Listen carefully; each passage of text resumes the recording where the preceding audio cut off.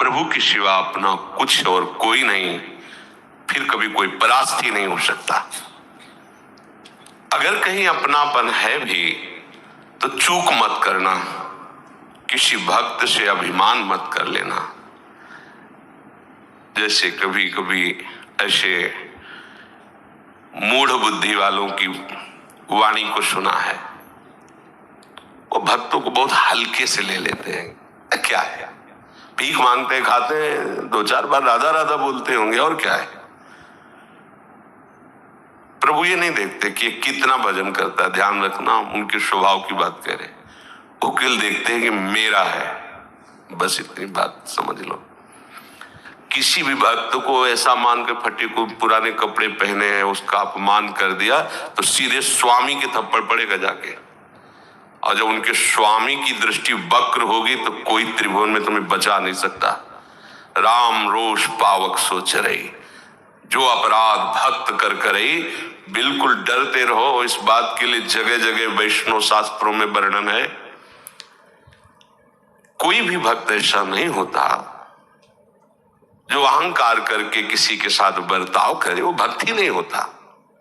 और जो भक्त होता है उसमें दैन्यता प्रधान होती है, और उस दैन्यता प्रधान भक्त के साथ आप अपने गर्व का आश्रय लेकर उसको आप कटुवचन बोले, धक्का मार दें या हे दृष्टि से, अब वो आगे आगे जा रहे हैं।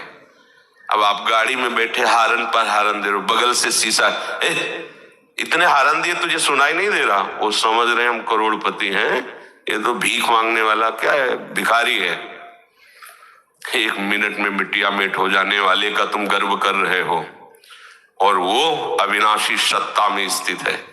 तुम्हारी जैसी वैभव वो 1 मिनट के भजन में त्रिभुवन को खरीद सकता है।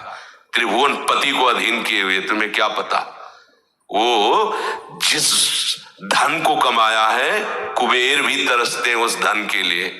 ऐसे भक्तों को कभी गरीब मानकर, ऐसा मानकर, और ऐसा लोग करते हैं, धक्का दे, समझते हैं साधारण है, हम बहुत अच्छी पोशाक पहने, बहुत अच्छे धन के द्वारा शरीर को सुरक्षित, ये देखो माटी लगाए हैं, मटे पुराने भीख मंगे हैं। भूल मत कर देना, ये वो दबी हुई आग है जो तुम्हारे लोक परलोक को भस्म कर देगी। आज नहीं तो कल देख लेना तुम। खूब शास्त्र सम्मत और व्यवहार में इसको देखा हुआ है।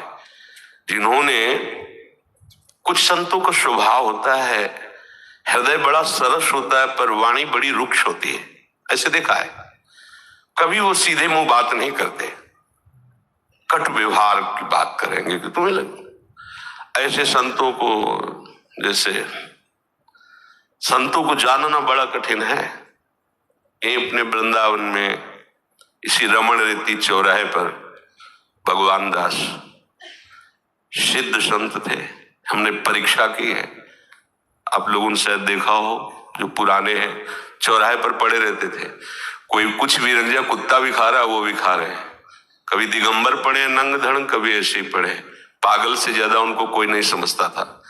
वो अगर आप कुछ देने जाओ तो ईंट उठा करके भी प्रहार करने की चेष्टा, या 2-4 थप्पड़ मार ही देते थे। आप देने गए खिचड़ी या कुछ रख दिए, आप लोगों ने देखा है, शायद नहीं देखा होगा, पुरानी बात है। एक दिन वैसे आए और पीछे से गले में से हाथ डाला हुआ है।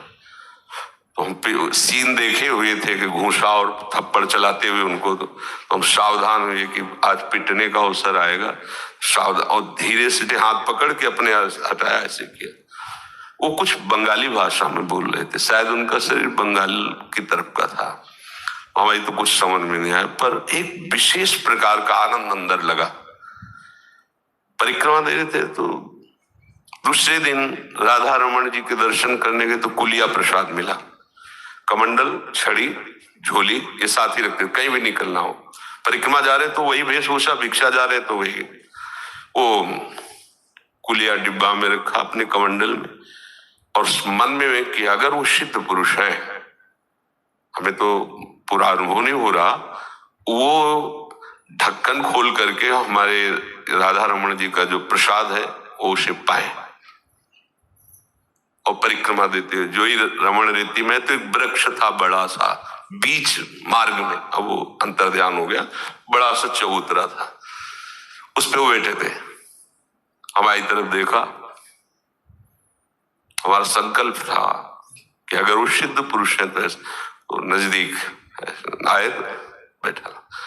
बंगाली भाषा में कुछ बोल रहे थे, हमें ज्ञान नहीं ना बंगाली भाषा, तो कुछ क्या, ढक्कन खोला, कुलिया निकाली, वो खाने लगे।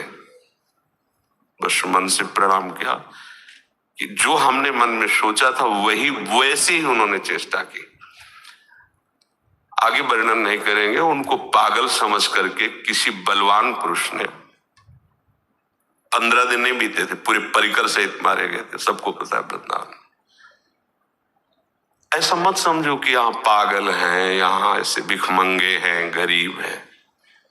ये सब सनाथ है, ये राधा मोहन जी का महल है, और इनके दरबार में ये जो ऐसे रह रहे हैं, भीख मांग के खा रहे हैं, फुटपाथ में सो रहे हैं, ये सौभाग्य बड़े बड़े महापुरुष भी मांगते हैं, तरसते हैं। कभी अपनी प्रभुता को देखकर किसी ऐसे दैन्य मूर्ति भक्त का अपमान न कर दे। बोले मन वचन निश्चय जान, मन वचन कर्म से जान लीजिए, अगर ऐसा हो गया तो इससे बड़ा कोई अपराध नहीं है, और ये डरते रहना चाहिए। भक्तों से कभी कोई अपराध हमारा उनके प्रति न बन जाए, ऐसा आंतरिक, जो ऐसा डरेगा वो अभय पद में स्थित हो जाएगा। अब देखो, कोई भी अपराध हो उसके क्षमापन के लिए अवसर है। बोले सकल आयु सत कर्म में जो पे बितई होई, भक्तन को अपराध एक डारत छिन में खोई। पूरी आयु सत्कर्म किया हो, पूरी आयु सत्कर्म, पर उसने भक्त का अपराध कर दिया। बोले एक क्षण में पूरी आयु का सत्कर्म भस्म हो गया। ये जो अहम है तुम्हारे दान पुण्य का, तुम्हारी सत्क्रियाओं का, ये प्रभु के आश्रय की समानता नहीं कर सकता। बड़ा भारी अनुष्ठान तुम जप का और दूसरों से भी करवा रहे हो, खुद कर रहे हो, बहुत भंडारा, बहुत दान पुण्य कर रहे हो, और एक केवल आश्रित है भगवान की, उसकी समानता त्रिभुवन के दानी मिलकर के नहीं कर सकते। ध्यान रखना, एक केवल भगवत आश्रित है, प्रभु के सिवा उसका न कोई बल है, न कोई आश्रय और न कोई साधन है। और आप बहुत कुछ सब कर रहे हैं, तो ध्यान रखना उसके 16वें अंश के बराबर भी नहीं हो आप, क्योंकि उसने एकमात्र प्रभु का आश्रय लिया है। विजयी वही है जो एकमात्र केवल प्रभु के आश्रय में, इसका बहुत बड़ा महत्व है। केवल केवल प्रभु का आश्रय, और तपस्या भजन साधना इसका आश्रय। फिर लौकिक इस संपत्तियों का आश्रय तो बहुत ही घटिया बात है। अगर कोई तपस्या का भी आश्रय लेकर के किसी भक्त की, तो दुर्वासा और अम्बरीश चरित्र पढ़ के देख लो, एक ही नहीं है। ऐसा तपस्वी हिरण्यकश्यप है कि ब्रह्मा जी आश्चर्यचकित हो गए, दिव्य दृष्टि से देख पाए कि है कहां हिरण्यकश्यप। वही हिरण्यकश्यप जो 5 वर्ष के बालक प्रहलाद पर अपना प्रभाव दिखाना चाहा तो परास्त हो गया और नष्ट हो गया। बहुत सावधान।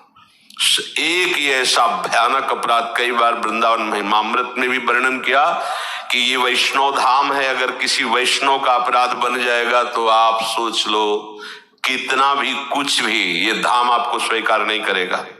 मान लीजिएगा अंतिम गति तुम्हारी बाहर ही होगी। धाम नहीं स्वीकार, ये धाम वैष्णव धाम है।